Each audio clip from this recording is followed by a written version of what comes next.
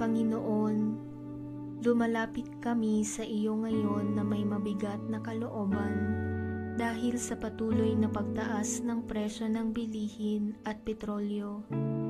Idinadalangin namin ang bawat manggagawang Pilipino, lalo na ang mga driver at delivery riders na maghapong nagtatrabaho para kumita. Ama, kayo po ang aming dakilang tagapagtustos. Huwag mo pong hayaang mawala ng pagkain ang hapag ng bawat pamilya.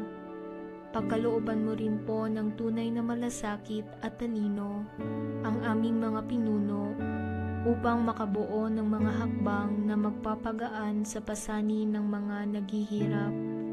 Naway manatili kaming matatag at mapagbigay sa isa't isa. Amen.